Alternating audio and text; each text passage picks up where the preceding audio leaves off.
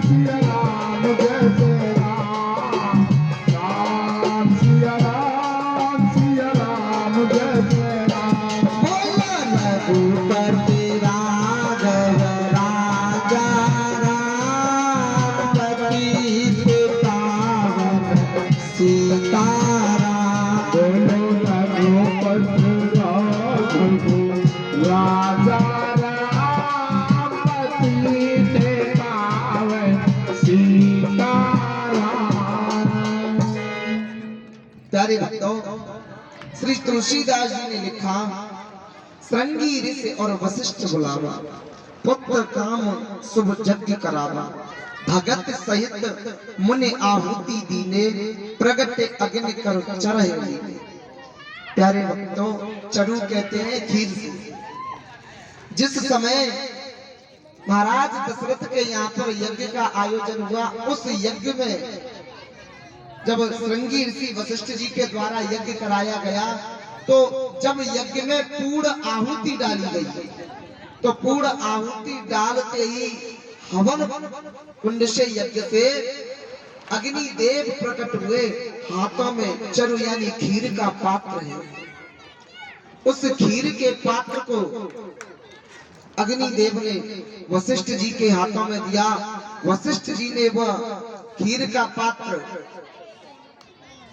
दशरथ जी को दिया और दशरथ जी से कहा कि आप ये खीर ले जाकर के अपनी तीनों रानियों में बांट देना। उसी समय महाराज दशरथ आए। महाराज दशरथ ने वह खीर कौशल्या जी को दी और आपस में कौशल्या जी ने सुमित्रा एवं कैकेयी जी को खीर दी। श्री तुलसीदास जी ने भी वर्णन किया है, अरद भाग कौशल्य दीनो, अरद भाग कौशल्य दीनो, अभय भाग्य आधो कर लीनो। कहते हैं जो खीर थी ना, अरद भाग कौशल्या दीनो, उस खीर का आधा भाग जो था वो कौशल्या देवी जी को दे दिया और कहा गया है अभय भाग्य आधो कर लीनो। यानी खीर का आधा भाग तो कौशल्या जी को दिया और उस आधे भाग में से भी आधा कर लिया। उस आधे भाग में से भी आधा करने के बाद में वह खीर कैकेयी और सुमित्रा जी को दी गई। प्यारे भक्तों, जब कैकेयी और सुमित्रा जी को वह खीर दी गई तो कहते हैं जो कैकेयी और सुमित्रा जी को खीर देने के बाद में प्यारे भक्तों, सुमित्रा जी की जो खीर थी ना, जिस समय सुमित्रा जी खीर को खाने के लिए तैयार हुई तो उस खीर को जो सुमित्रा जी का भाग था उसे एक चील लेकर के उड़ गई।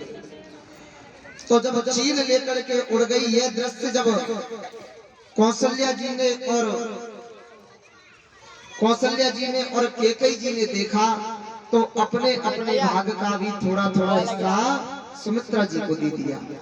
अब जब सुमित्रा जी को दिया, जिस समय तीनों रानियों ने खीर को खाया और जिस समय मैया कौशल्या जी ने खीर को खाया, प्यारे भक्तों, खीर को खाते ही जिस समय खीर को खाया उसी समय मेरे श्री हरि राघवेंद्र जी मैया कौशल्या के अंक में आ गए।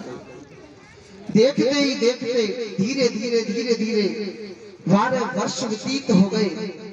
12 वर्ष जब व्यतीत हुए, 9 महीने नहीं प्यारे भक्तों, 9 महीने नहीं, कहते हैं कि 9 महीने व्यतीत नहीं हुए। वैसे 9 महीने में प्रसव का समय होता है, लेकिन वहां पर 9 की जगह 12 महीने व्यतीत हुए। जिस समय 12 महीने व्यतीत हुए, प्यारे भक्तों, चैत्र मास शुक्ल पक्ष बड़े सुंदर अवसर आया